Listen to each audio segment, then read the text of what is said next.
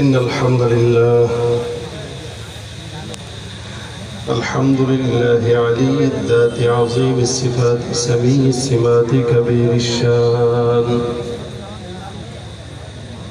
جليل القدر رفيع الذكر مطاع الأمر جليل البرهان ونشهد أن لا إله إلا الله وحده لا شريك له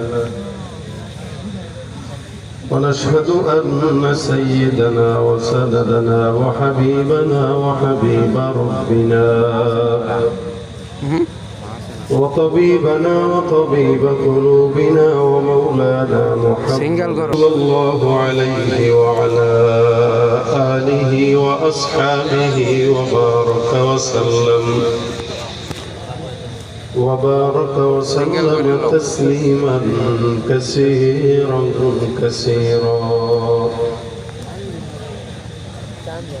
أما بعد فأعوذ بالله من الشيطان الرجيم بسم الله الرحمن الرحيم اقرأ باسم ربك الذي خلق الإنسان من علق صدق الله مولانا العظيم صدق رسوله النبي الكريم وقال النبي صلى الله عليه وسلم على محمد وعلى آل محمد كما صليت على إبراهيم وعلى آل إبراهيم إنك حميد مجيد اللهم بارك على محمد وعلى إبراهيم وعلى آل إبراهيم إنك حميد مجيد الحمد لله ঘাগড়া সৈয়দ আলী আশরাফিয়া হাফিজিয়া মাদ্রাসা ও এতিমখানার উদ্যোগে আয়োজিত বার্ষিক ইসলামী মহাসম্মেলনের আজকে সম্মানিত দিনপ্রিয় ইসলাম প্রিয় ভাইরা, আল্লাহ পাক রব্বুল আলামিনের দরবারে শুকরিয়া যে রব্বে কারীম এই প্রতিকূল আবহাওয়ার ভিতরে আমাদের সকলকে আসার বসার তৌফিক এনায়েত করেছেন। কালিমাতুল শুকর আদায় করি, জবান খুলে সকলে বলি আলহামদুলিল্লাহ। আরেকটু জোরে সোরে বলেন আলহামদুলিল্লাহ। যারা দাঁড়িয়ে আছেন দুই পাশে বসার জায়গা থাকলে বসে যান, জায়গা থাকলে এই পাশে দুই পাশে বসে যান, সুন্দর লাগবে, পরিবেশ দেখতে ভালো লাগবে। এই যে এই পাশে যারা দাঁড়িয়ে আছেন সবাই একটু বসেন। একদম রাত যেহেতু অনেক হয়ে গেছে, আমি আপনাদের সামনে মুখতাসার সবাই কিছু কথা, কোনো ওয়াজ না, লম্বা কোনো আলোচনা নাই। আপনারা মাগরিবের পর থেকে নিয়ে বড় বড় ওলামা ইকরামদের জবান থেকে কথা শুনে আসছিলেন। আমার পরেও কুয়াকাটা হুজুর আসবেন, ফিনিশিং উনি দিবেন। আমি যেহেতু চলে আসছি আপনাদের সামনে মুখতাসার দুই চারটা মুজাকারা করে তারপরে যাবো, যেহেতু মাদ্রাসা, এই কারণে আমি কোরআন কেন্দ্রিক একটি আয়াতে কারিমা তেলাওয়াত করেছি। এটার অনুকূলে কিছু কথা বলবো। আল্লাহ পাক আমাদের সবরের সাথে এই জায়গায় বসার তৌফিক দান করে বলেন আমিন। আর বৃষ্টি বাদল, ঝড় তুফান, রোদ, এই পরিবেশে প্রতিটা ঘরে ঘরে মানুষ অসুস্থ। আমার নিজের হালতে দুর্বল, এই জন্য কথা বলার মতো জোর শক্তি যতটুকু দরকার এটা আমার ভিতরে নাই, আমিও পারবো। এই জন্য স্বল্প পরিসরে ঠান্ডা মাথায় নরম ভাবে কিছু কথা বলবো। আল্লাহ পাক আমাদের আজকের মজমাকে শেষ পর্যন্ত যেন কবুল করে কামিয়াবি দানের সাথে আল্লাহ পাক রব্বুল আলামিন তৌফিক দান করে বলেন আমিন। ভাইরা আমার, আমি আপনাদের সামনে কোরআনের সর্বপ্রথম যে আয়াত আল্লাহ পাক রব্বুল আলামিন নাজিল করেছেন ওই আয়াত তেলাওয়াত করেছি এই সূরাতুল আলাক থেকে। এই কোরআন আল্লাহ পাক রব্বুল আলামিনের একটি জীবন বিধান, এটা আমাদের প্রত্যেকের জন্য। আর এখানে কোরআনের একটা মাদ্রাসা। আজকে বাস্তব কথা এটা, আমরা বাংলাদেশের মিডিয়াগুলোর দিকে যদি একটু নজর দেই আপনারা দেখবেন মনে হচ্ছে ইদানিং কিছু সময় ধরে এদেশে কওমি মাদ্রাসাকে প্রশ্নবিদ্ধ করার জন্য একদল বেঈমানরা উঠে পড়ে লেগেছে। অন্যান্য শিক্ষা ব্যবস্থাপনায় হাজার আকাম কুকাম হইলেও ওদের গায়ে জ্বলে, কিন্তু হাজার হাজার প্রতিষ্ঠান, লাখো লাখো প্রতিষ্ঠানের ভিতর থেকে দু চারটা বিচ্ছিন্ন ঘটনাকে কেন্দ্র করে তারা তাদের বাপ দাদা 14 গোষ্ঠী উদ্ধার করে নামে, যেন আল্লাহ তারা এই দায়িত্ব দিয়েই দুনিয়াতে পাঠাইছে যে ওর জন্মই হয়েছে ইসলাম আর মুসলমান আর কোরআন সুন্নাহর বিরোধিতা চারণ করা। যার কোরআনের বিরুদ্ধে চারণ করা পছন্দ, আমার তো মন বলে তার জন্ম সহিভাবে হতে পারে না। এটা আপনারা আমার এই কথায় একমত কিনা আমি জানি না। একমত আপনারা?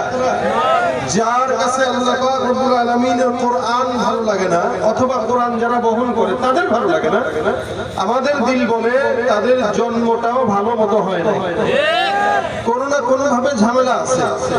এটার একটা ভাই আল্লাহ পাক নিজেও কোরআনে ঘটনা পেশ করেছেন, নাহনু নাকুসসু আলাইকা আহসানাল কাসাস। আল্লাহ পাক কোরআনে বিভিন্ন নবীদের ঘটনা, বহু আগের জামানার মানুষদের ঘটনা বর্ণনা করেছেন যাতে করে শিখতে পারি। এই শিক্ষার জন্য আমি একটা ঘটনা বলি আপনাদেরকে, শুনেন। ইমাম আযম আবু হানিফা রাহমাতুল্লাহ আলাইহির এক মজলিসে উনি বসে রয়েছেন, কিছু ফকিহগণ মিলে দ্বীনি কিছু মুযাকারা করতেছেন। পাশের এক মাঠে কিছু ছেলে পেলে যুবক এরা ফুটবল খেলতেছে। আপনাদের এই গ্রামের চিত্র কেমন জানি না, এক সময় আজ থেকে এক যুগ আগেও গ্রাম দেশের চিত্র, শহরের চিত্র এরকম ছিল কিছুটা। ছাত্ররা সাইকেল নিয়ে বের হয়েছে, তো উস্তাদকে দেখছে সাইকেল থেকে নেমে যেত। এখন হয়তো দেখা যায় না, কম কিছু কিছু এলাকায় দেখা যায়। এতটা আজমত সম্মান আলেমদেরকে দিত, ছাত্ররা উস্তাদদেরকে মহব্বত এভাবে করত। আলহামদুলিল্লাহ, অন্তত সমস্ত শিক্ষা প্রতিষ্ঠানের ভিতরে এখনো পর্যন্ত এই আদব মাদ্রাসাগুলোতে আছে। নয় ওলামা একদম চুপ থাকে, কাউকে কিছু বলে না, যতটুকু বলার মাইকেই বলি আমরা। বাংলাদেশে কওমি মাদ্রাসার ওলামা একরামের সংখ্যা কম না বেশি? অনেক না? আপনারা একজনকে ফেলে দিতে পারবেন না, যতটুকুই আছে। মাদ্রাসা বাড়তেছে দিন দিন।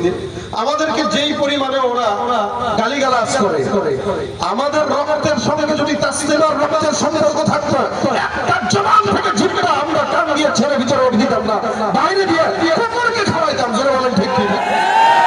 যদি আমাদের রক্তের সঙ্গে তাসলিমার রক্তের সম্পর্ক থাকতো, কারো জিহ্বা ভিতরে থাকতো না।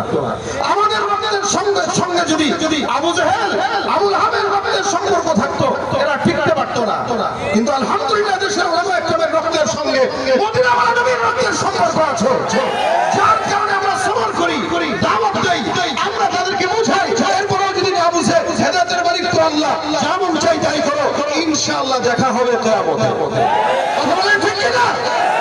এই সময় আমরা দেখতে পাচ্ছি একদল উঠে পড়ে লেগেছে। তো যারা উঠে পড়ে লাগে, বুঝতে হবে জন্মে কোনো না কোনো সমস্যা। ইমাম আযম আবু হানিফা রাহমাতুল্লাহ আলাইহি ফিকহি মাসলায় ইসতিমবাদের জন্য ব্যস্ত, ফকিহগণ ব্যস্ত ওনার সাথে। পাশে যুবকরা খেলতেছে, তো বলটা ওনাদের মজমার মাঝখানে পড়ছে। তো যারা আদবওয়ালা, এদের তো দেমাগ হ্যাঁ রে, হুজুরের মাঝখানে গেছে, বল কেমনে আরে, এই বলটা কিভাবে আনবো? খেলতে খেলতে হুজুরদের মাঝখানে বসে, আমার সাহস নাই ভাই তুমি যা, দেখো আমারও সাহস নাই তুমি যাও। এই করে করে একটা যুবক দাঁড়ায় বলতেছে, এটা কোনো ব্যাপার বেটা, কি হয়েছে দেখ আমি কিভাবে আনি দেখ। আমরা ছোটবেলায় যখন খেলতাম মাদ্রাসায়, তখন মাদ্রাসার ওস্তাদদের সামনে বল পড়া মানে ওই বল গেছে শেষ, ওটা আনারও দরকার নেই, বললে আরেকটা কিনে আনি। এরকম হয়তো ছাত্র যখন ওস্তাদদের সামনে খেলা, মাঝখান থেকেই তো সোজা হয়ে আলিফের মতো দাঁড়ায় যেত। ওস্তাদ দেখছে তো খেলা বন্ধ, সেখানে ওস্তাদের পায়ের সামনে বল পড়বে আর সেই বল আনবো, ওই দুঃসাহস আমাদের ছিল না, এখনো নাই। আলহামদুলিল্লাহ, ছাত্রদের এতটুকু আজমত আছে। এই যুবক দাঁড়ায় বলে, কোনো ব্যাপারই না, আমি নিয়ে আপনি দেখ কেমনে আনি। গেছে যে ইমাম আযম আবু হানিফা রাহমাতুল্লাহ আলাইহির সামনে থেকে বলটা নিয়ে এসে সে তার মতো করে হেডাম দেখায় চলে যেতেছে। একটা হলো আদবের সাথে যাওয়া, আর একটা হলো বেয়াদবি করে যাওয়া। তো তার হালত দেখে ইমাম আযম আবু হানিফা বলতেছেন, এই যে গেল ছেলেটা, ওর জন্ম ঠিক নেই। জোরে বলেন না আল্লাহ। কে বলছে কথাটা?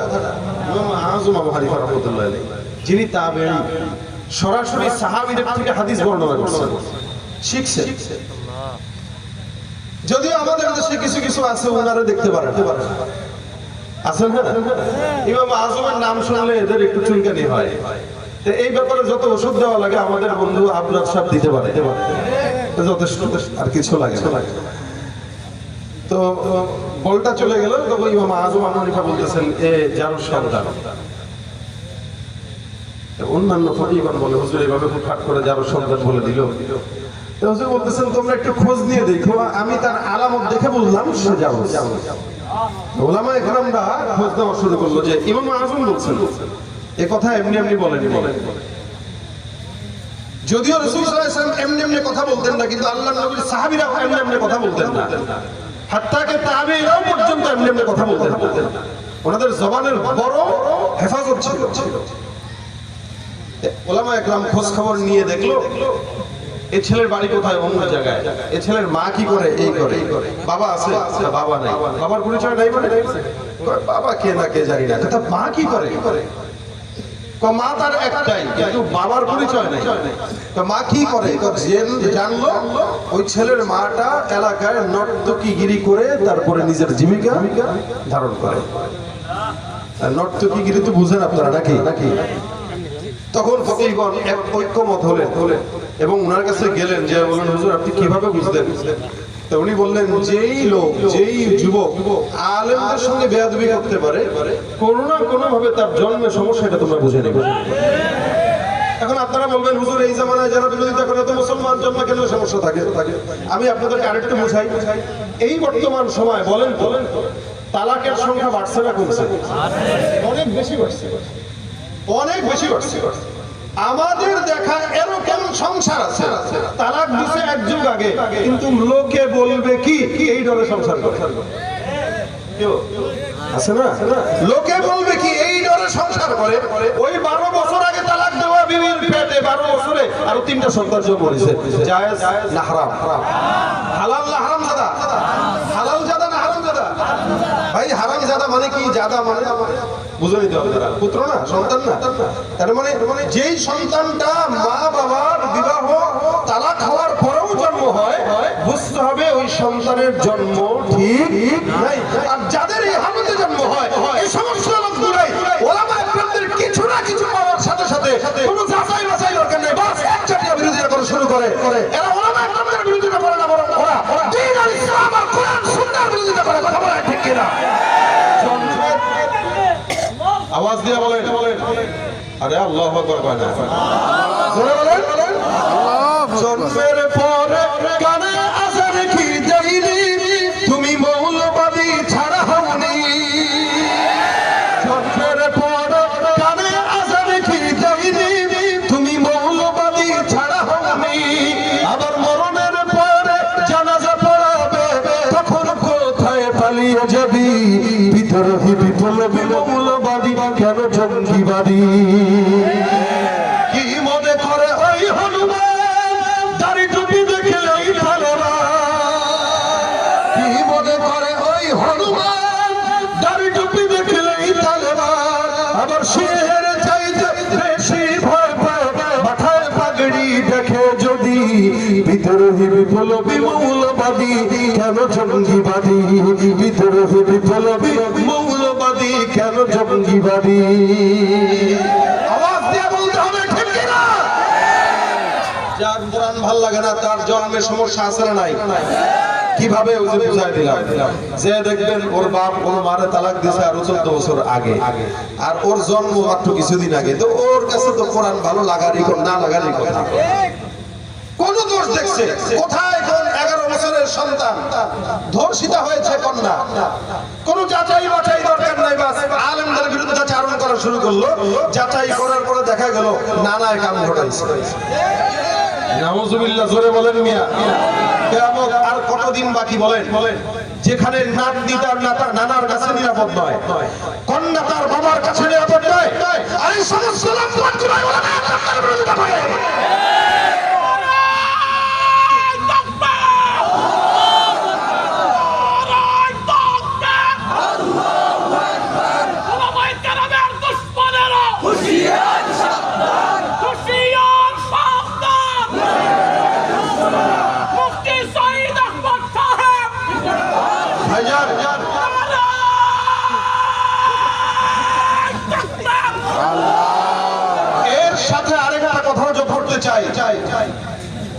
এই মাদ্রাসার ভিতরে যদি কোনো আলেম নামের কোন শয়তান, নাম দিছে আলেম কিন্তু শয়তান বাসা বাঁধে আছে ভিতরে, এদের মাধ্যমেও যদি আপনারা কোনো এই টাইপের কাজ দেখেন, অবশ্যই গোটা আলেমদের উপরে দোষারোপ না করে ব্যক্তি তাকে বিচার করবেন।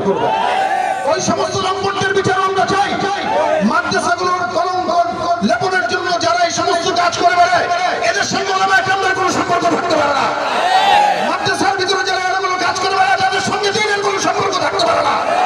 এই জন্য ওই সমস্ত যারা সন্তান যারা কোরআন দেখতে পারে না, তাদের যেরকম বিচার হওয়া দরকার, যারা আলেম নাম ধারণ করে অন্যায় করে তাদের বিচার বাংলাদেশে হওয়া দরকার। ঠিক কিনা বলে? আল্লাহ পাক আমাদের বুঝার তৌফিক দান করে বলেন আমিন। তার মানে একজন দোষ করলে গোটা কওমি মাদ্রাসার দোষ। মাদ্রাসা বন্ধ করো। আমরা স্কুল কলেজেও দেখি সিগারেট টানতেছে, আজকে অনেকগুলো ভিডিও ভাইরাল হয়েছে। ওই ইস্যুকে কেন্দ্র করে আমরা তো তাদের ব্যাপারে এত কথা বলি না, কারণ একজনকে কেন্দ্র করে গোটা প্রতিষ্ঠানের উপরে দায় চাপানো যায় না। ঠিক সব জায়গায় একই হাল। যেমন একজনকে কেন্দ্র করে গোটা স্কুল ব্যবস্থাপনাকে বন্ধ করা যায় না, একজনকে কেন্দ্র করে গোটা কওমি শিক্ষা ব্যবস্থাকেও খারাপ বলা যায় না। ব্যক্তি ইনসান খারাপ হতে পারে, কিন্তু প্রতিষ্ঠান খারাপ নয়, কোরআন খারাপ নয়। আল্লাহর কোরআনকে যে খারাপ বলে, ওর বাপ দাদা 14 গোষ্ঠী আবু জাহেলের চাল। অথচ আবু জাহেল, আবু সুফিয়ান, আখনাস এক কাফের ছিল, 3 জনের একটা গ্রুপ ছিল। এরা কাফের হওয়া সত্ত্বেও রাসূল সাল্লাল্লাহু আলাইহি সাল্লামের তেলাওয়াত শোনার জন্য গভীর রাত পর্যন্ত অপেক্ষা করত। চুপি চুপি যেত, চোরের মতো যেত, চোরের মতো যে শুনত। আর দিনের বেলায় ঘোষণা দিত, ওয়াকালাল্লাযীনা কাফারু লা তাসমাউ লিহাযাল কুরআন ওয়ালগাউ ফী লাআল্লাকুম তাগলিবুন। যখন তেলাওয়াত দিনের বেলা শুনতে বলতো, তোমরা যখন মুসলমানদের তেলাওয়াত শুনবা তখন হট্টগোল করো, শুনো না। কোন জায়গায় তেলাওয়াতের আওয়াজ হলে তোমরা পাশে বাজার বসায় দিবা। এখন মাহফিলগুলোর পাশেও বাজার বসায়। এটা আপনাদের কাছে একটু খারাপ লাগতে পারে, এটা আবু জাহেলরা বলতো। মা কোন জায়গায় কোরআনের আওয়াজ পাবা, পাশে মেলা বসায় দাও, হট্টগোল করে দাও, দোকানপাট বসায় দাও। এখন তো অধিকাংশ মাহফিলের পাশেই মেলা বসে, তাদের মাঝে আবু জাহেলের পার্থক্য কোথায়? আপনাদের কাছে খারাপ লাগতেছে বলে আমি কথাটা ঠিক বললেন না, কারণ এখানে আপনারাই জড়িত। আমি আমার মাহফিলের শর্ত যেখানে দেই ওখানে এই শর্ত আছে, বয়ান রাখতে গেলে মাহফিলের আশেপাশে কোনো মেলা চলবে না। এটা খাজা বাবার ভণ্ডামির আখড়ার মতো এখানে লাইট দিয়ে লাইটিং করে এটারে মাজার বানানো যাবে না। ভাইরা আমার বুঝেন, ওরা বলতো ওয়াকালাল্লাযীনা কাফারু লা তাসমাউ লিহাযাল কুরআন ওয়ালগাউ ফী, হট্টগোল করে এর ভিতরে, যাতে কোরআনের প্রতি আজমত না থাকে। ভাই এটা কেন বললাম শুনে, যে কোনো এক এলাকায় মাহফিলে গেছে একবার, আমার কাছে মেসেজ দিয়েছে কেউ, হয়তো নাম্বার ভুল করে মেসেজ দিয়ে বলতেছে আজকে মাহফিলে আসবো অমুক হুজুরের, মানে আমার কথা না, অমুক হুজুর, যে কোনো এক হুজুরের নাম বলছে পরিচিত, ওইটাও আমি বলতেছি না, যে অমুক হুজুরের বয়ান শোনার জন্য আসবো, জান তুমি আইসো মেলায় দেখা। আমাকে দিছে, আমি আল্লাহি আপনাদেরকে মিথ্যা বলে হাসানোর কোনো যুক্তি নেই আমার মেসেজে আমার কাছে দিছে। আমি কই লা হাওলা ওয়ালা কুওয়াতা ইল্লা বিল্লাহ। তার মানে এই নিশ্চিত আজকে মাহফিলের নাম দিয়া পরকিয়া করবে অথবা প্রেম করবে। এটা যদি মেলা না বসতে পারতো না। আল্লাহু ফী লাআল্লাকুম তাগলিবুন। যদি সফল হইতে চাও তাহলে দ্বীনি মজমার পাশে একটা দুনিয়াবি মেলা বসায় দাও, সফল। তখন মেলায় মানুষ বেশি হয়, দ্বীনি মাহফিলে মানুষ কম হয়। কি কথা ঠিক না? অথচ আবু সুফিয়ান, আবু জাহেল রাতের অন্ধকারে নিরিবিলি রাসূলের কাছে যেত। একবারের ঘটনা, রাসূল সাল্লাল্লাহু আলাইহি ওয়াসাল্লাম রাত্রেবেলা তেলাওয়াত করতেছেন, আবু জাহেল গেছে, আবু সুফিয়ান গেছে, সবাই যার যার মতো গোপনে। আবু জাহেল এক জায়গায় দাঁড়ায় আছে, সুফিয়ান আরেক কোণায়, আখনাস আরেক কোণায়। এই তিনজন তিন কোণায় দাঁড়ায় দাঁড়ায় শুনে সকালবেলা ফজর হবে ভাব, একজন আরেকজনের সঙ্গে বাড়িতে যাওয়ার রাস্তায় দেখা হয়। ডাক দিয়া বলে, আবু জাহেল তুমি এখানে কেন? বলে আমি দেখতে আসলাম তোমাদের মধ্যে কেউ মুহাম্মদের তেলাওয়াত শোনার জন্য তার ঘরের কিনারায় আসলা কিনা। আবু সুফিয়ান ডাক দিয়া বলে, আমিও তুই দেখতে আসলাম কেউ আসলো কিনা। এবার তৃতীয় জন কেউ যখন ধরা খায় সেও একই কথা বলে, আপনারাই বলেন তো দেখতে গেল নাকি তেলাওয়াতের জন্য গেল? এই যে তেলাওয়াতের জন্য গেল, তিনজন ধরা খাওয়ার পরে এখন সিদ্ধান্ত নিছে আর আসবো না, ওয়াদাবদ্ধ প্রতিজ্ঞাবদ্ধ লা তুযর কসম, এই জায়গায় আর কোনদিন আসা যাবে না। সুতরাং তোমরা প্রতিজ্ঞাবদ্ধ হয়ে বাসায় যাও। পরের রাত্রি তো প্রতিজ্ঞাবদ্ধ হয়েছে আবু জাহেল, আবু সুফিয়ান। এখন আবু জাহেল চিন্তা করে ওরাও তো প্রতিজ্ঞাবদ্ধ হয়েছে লাত উজ্জার কসম খেয়ে, তার মানে তারা আসবে না। আমি আমার মতো করে করে একা একা আমার হাবিব মুহাম্মদুর রাসূলুল্লাহর তেলাওয়াত শোনার জন্য চলে যাই। আবু জাহেল আল্লাহর নবীর তেলাওয়াত শোনার জন্য চলে গেল। আবু সুফিয়ানও সেম চিন্তা করে আবার চলে যায়। রাতের বেলা যখন ধরা খায় তখন প্রশ্ন করলো আবু সুফিয়ান, এই ব্যাপার কি? তুমিও তো গতকাল কসম খাইলা, আমিও তো কসম খাইলাম, এত বিরোধিতা প্রকাশ্যে করি তারপরে গোপনে কেন মুহাম্মদের ঘরের কিনারায়? আবু জাহেল ডাক দিয়া বলে, এ আবু সুফিয়ান আখনাস, যদিও মুহাম্মদের বিরোধিতা প্রকাশ্যে করি, আল্লাহর কসম আমি মুহাম্মদের কণ্ঠের তেলাওয়াতের মতো মজার সুর আর জিন্দেগিতে কোনোদিন পাই না। সুবহানাল্লাহ। এ ভাইরা, আল্লাহ পাক রব্বুল আলামিন এটা একটা জীবন্ত মুজিজা দিয়েছেন। এই কারণে কোরআনের সর্বপ্রথম আয়াতটাই আল্লাহ পাক রব্বুল আলামিন নাযিল করলেন, ইকরা বিসমি রাব্বিকাল্লাযী খালাক। পড়ো তোমার প্রভুর নামে। সমস্ত আসমান আর জমিন যিনি সৃষ্টি করেছেন, এই আসমান জমিন সৃষ্টি যিনি করেছেন তার নামের পড়াটাই হলো কোরআনের পড়া। আজকে যেখানে কোরআনের পড়া আছে ওই জায়গায় সভ্যতা আছে, যেখানে কোরআনের পড়া নাই ওই জায়গায় সভ্যতা নাই, যেখানে কোরআনের পড়া আছে ওই জায়গায় সংস্কৃতি আছে, যেখানে কোরআনের পড়া নাই সেখানে সংস্কৃতি নাই, যেখানে কোরআনের পড়া আছে ওই জায়গায় আল্লাহর নবীর প্রেম আছে, যেখানে কোরআনের পড়া নাই ওখানে নবীর প্রেমও নাই, যেখানে আল্লাহর কোরআনের তেলাওয়াত আছে ওই জায়গায় ভদ্রতা আছে, যেখানে কোরআনের তেলাওয়াত নাই ওই জায়গায় ভদ্রতা নাই। সারা বিশ্বের বুকে যদি তাকায় দেখেন, আমরা মুসলমান যারা কোরআন তেলাওয়াত করি, খাবারের আদব কোনটা জানি, চলাফেরার আদব কোনটা জানি, কিন্তু বিশ্বে এমন এমন মানুষ আছে, এমন এমন দেশ আছে যে সমস্ত দেশে কোরআনের পড়া না থাকার কারণে তারা খাইতেও জানে না, কেমনে পড়তে হয় সেটাও জানে না, কাপড় চোপড়ও পরা জানে না। দেখবেন অসংখ্য মানুষ আছে আফ্রিকায় যান, সব হলো উলঙ্গ আর কাপড় ছাড়া, পরে নাই তো। আল্লাহ পাক বলেন, আমি তোমাদের জন্য লিবাসকে বানাইলাম, এটা তোমাদের লজ্জাস্থানকে ঢাকা, তোমাদের সৌন্দর্য বাড়ায়। যারা কোরআন না পড়ে তারা লজ্জাস্থান ঢাকে না, যারা কোরআন না পড়ে তারা সভ্যতা জানে না, যারা কোরআন না পড়ে তারা প্রস্রাব পায়খানা করার সভ্যতাটুকুও জানে না। কাফেররা হাসাহাসি করতো আর বলতো, তোমাদের নবী তো তোমাদেরকে প্রস্রাব পায়খানাও শেখায়। সাহাবেরা সুন্দর করে বলতো, হ্যাঁ আমাদের নবী কিভাবে সুন্দর করে প্রস্রাব পায়খানা করা লাগে এটাও শিখায়। যার কারণে আমরা মানুষের মতো প্রস্রাব করি, আর যারা মানুষের মতো প্রস্রাব জানে না তারা কুকুরের মতো একটা উঁচা করে প্রস্রাব করে, ঠিক কিনা? এজন্য জানার কথা আগে আল্লাহ বলেন, আগেই বলছেন পড়ো, মানে যে পড়বে সে মানুষ হয়, যে পড়ে না সে মানুষ হয় না, যে পড়ে সে মানুষ, যে পড়ে না সে মানুষ হয় না। কি পড়বে? আল্লাহর কোরআন পড়বে। এজন্য জানার কথা ভাই, কিছু বলতে গেলেও তো জানতে হয়। আমি আপনাদের সামনে কথা বলতেছি, একদম জাহেল হলে কেমনে কথা বলতাম? কিছু তো জানি, একদম কম, ওখান থেকে কিছু বলতেছি একদম কম। যেটা জানি ওইটা জ্ঞানের সমুদ্রের সবকিছুকে ভাগ করার পরে, কোটি কোটি ভাগের পরেও আবার যদি ছোট্ট ভাগ থাকে ওইটাকেও কোটি ভাগ করার পরে যেগুলা, ওগুলার মতো যোগ্যতা আমাদের নাই। কিন্তু এরপরেও কিছু জানি, যা জানি ওটাই বলতেই। কিছু বলতে গেলে জানতে হয়, কোনো কাজ করতে গেলে জানতে হয়। কারণে ইমাম বুখারী রাহমাতুল্লাহ আলাইহি ওনার কিতাবে একটা বাব রচনা করেছেন, বাবুল ইলম ক্বাবলা আল কওলি ওয়াল আমাল। এই বাব, এই অধ্যায়ের নামই দিছে এটা, যে কিছু বলার আগে, কোনো কাজ করার আগে জানো। ক্বাবলা আল কওলি ওয়াল আমাল বলে না জেনে কথা বলো না, তার মানে জানা দরকার। আল্লাহ পাক কোরআনে বলেন, ফা'লাম আন্নাহু লা ইলাহা ইল্লাল্লাহ, জানো যে আল্লাহ একজন। জানার পরে সাক্ষী দাও। না জানে আপনি ইসলাম মানবেন, আপনি তো বুঝবেন না। আগে ইসলাম সম্পর্কে আপনি যদি বিধর্মী হন, আগে জানেন ইসলাম কি, পড়েন, জান্নাত জাহান্নাম সম্পর্কে ভালো বুঝেন, তারপরে বলেন লা ইলাহা ইল্লাল্লাহ মুহাম্মাদুর রাসূলুল্লাহ। তখনই আপনি প্রপারলি ইসলামকে পালন করতে পারবেন। আপনি জানলেনই না, বুঝলেনই না, আপনি বলেন আমি মুসলমান। এই কারণে তো বর্তমানের মুসলমানের হালত এই। ফজরের নামাজের মুসল্লির দিকে তাকাইলে মনে হয় এদেশে সব নাস্তিক, আর জুমার নামাজ দেখলে মনে হয় দেশে সব ইমানদার। ফজরের লোক পাওয়াই যায় না, আর জুমার নামাজে লোক জায়গা দেওয়া যায় না। এদেশের যত মসজিদগুলো আছে 3 তলা 4 তলা 5 তলা করা, সব ফজরের জন্য নয়, বরং জুমার নামাজের জন্য করা। কেন? জুমায় লোক হয় না, অভাব নেই। এত লোক জায়গা দেওয়া যায় না, করা লাগবে। কেন? বলে জুমার নামাজে জায়গা দিতে পারি না, অথচ সব মুসলমান যে নামাজ পড়তে হবে জানে না, তেলাওয়াত করতে হবে জানে না, দিন মানতে হয় জানে না, জাহেল ইমানদার হইছে বংশীয় সূত্রে, এই কারণে ইসলামের গুরুত্ব দেয় না।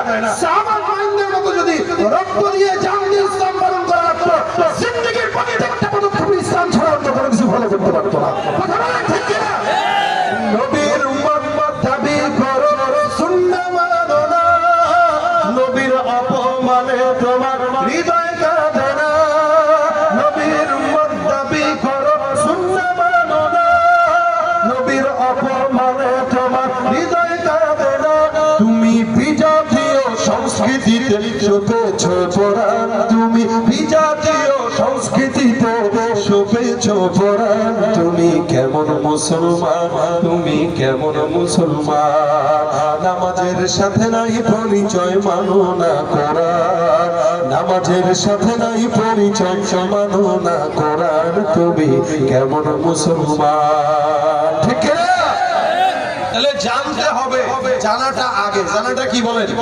আগে আগে কি জানবেন? বলেন না কোরআন। বলেন কি কি জানবেন? কোরআন জানা কি নফল, সুন্নাত কি? বলেন ভাই। ইঞ্জিনিয়ার হওয়া দরকার, ডাক্তার হওয়া দরকার, ব্যবসা বোঝা দরকার, কৃষি কাজ করা দরকার, কোরআন শেখা, মাশাআল্লাহ বুঝছেন, কোরআন শেখা দরকার না। কি কি বলেন? ফরজ। এই ফরজ শেখার জন্যই এই প্রতিষ্ঠান। এই জন্য রাসূল বলেন, তোমাদের ভিতরে সর্বোত্তম সে যে কোরআন শিখে এবং শিখায়। এজন্য অন্য হাদিস নবী এটাও বলেন, তোমরা কোরআন ওয়ালাদেরকে মহব্বত করো, কোরআনকে মহব্বত করো। খবরদার 5 নাম্বার ওয়ালা হয়েও না। কোরআন শুনো, কোরআন শিখাও, কোরআন শিখো, কোরআন মহব্বত করো। কোরআন বিদ্বেষী হও না। যারা বিদ্বেষী হয় তাদের দুনিয়াও বরবাদ, আখিরাতও। এজন্য কোরআন ওয়ালাদের সঙ্গে থাকবো, কোরআনকে মহব্বত করবো। রাজি আছি ইনশাআল্লাহ? কোরআন পড়বো, এই প্রতিষ্ঠানকে সহযোগিতা করবো। এটা কোরআন ওয়ালাদের প্রতিষ্ঠান। যত মিডিয়া, হলুদ সাংবাদিকরা যা কিছু করুক না কেন, আমাদের দিলের মহব্বত আমরা কোরআনের সঙ্গেই রাখবো, আলেমদের সঙ্গেই রাখবো যতদিন পর্যন্ত বাঁচবো। ইন্নামা ইয়াখশাল্লাহা মিন ইবাদিহিল উলামা। আল্লাহ পাক আলেমদেরকে চারিত্রিক সনদ দিয়েছেন যে দুনিয়াতে সবচেয়ে বেশি ভয় আলেমরাই আল্লাহকে পায়। সুতরাং যত নাস্তিক বেঈমানরা আমাদেরকে খারাপ বানানোর জন্য মিডিয়া কভারেজ করুক না কেন, আমরা আলেমদেরকে ভালোবাসবো মরণ পর্যন্ত। কারা কারা রাজি আছে শুধু হাত তুলে দেখায় দেয়। আল্লাহ কবুল করুন, বলেন আমিন। নারায়ে তাকবীর, নারায়ে তাকবীর। আমি যা আল্লাহ পাক রব্বুল আলামিন যা বলেছে শুনেছে, এগুলো আমাদের যারা দাঁড়িয়ে আছে সবাই